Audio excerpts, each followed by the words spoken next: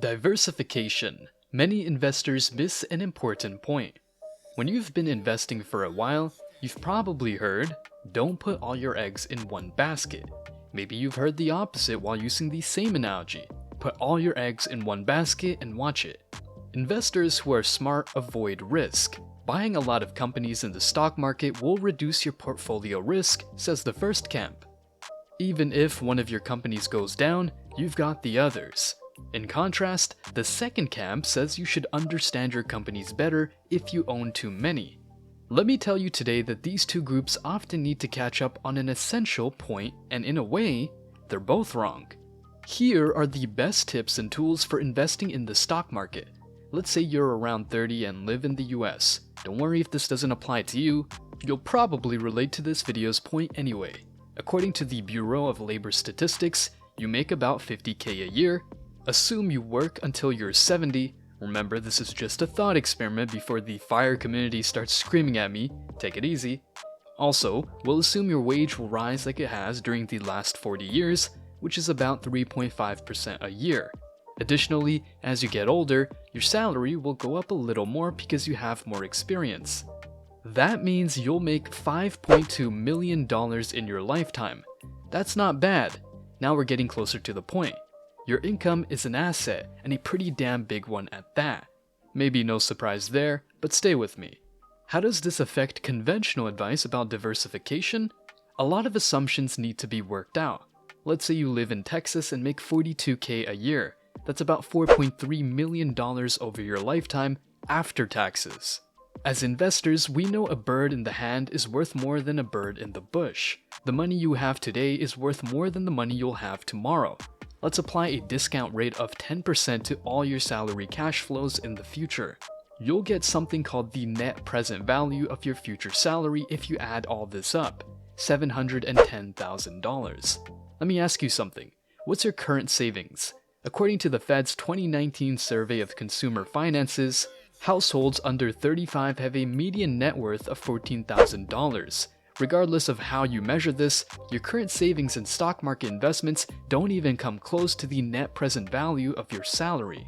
Most investors need to understand how this affects diversification.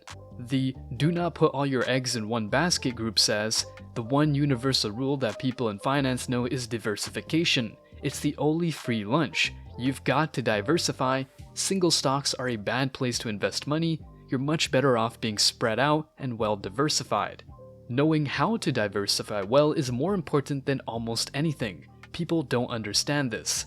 The "put all your eggs in one basket and watch it" group says, diversification is for the know-nothing investor. It's not for the professional. Diversification as practice generally makes very little sense for anyone that knows what they're doing. Regardless of which group younger investors listen to, they still need to be served. It doesn't matter much if you diversify your portfolio since it's a small percentage of the total amount of money you'll make over your lifetime. Which one do you think is riskier? The first represents an investor who bought the S&P 500 index, and the second represents one who purchased just Apple. Not much of a difference, right? You're still terribly dependent on your salary in both scenarios. This has two important implications for young investors. In the beginning, it's better to learn than take risks when you're on a tight budget. It probably doesn't matter too much if you lose all your capital when you're 25, since you can replace that amount with your salary pretty soon. The conventional wisdom is to invest in the S&P 500 index, but that doesn't give you any insight into individual companies. Focus on learning instead, and when big money comes and your investing decisions carry a lot of weight, you'll have some experience under your belt. When I started investing in 2013, I picked up only 3 companies, and their results weren't great. My knowledge and experience helped me make better decisions. This isn't a carrot, but a stick approach to investing. Most people's learning experience is accelerated if it stings a little bit when you're wrong. In order to reduce your financial risk, which is what diversification is meant to do, you need to focus on your earnings instead of your portfolio. By learning to secure that income further, you can reduce your risk and create additional income streams through a second job or side gig.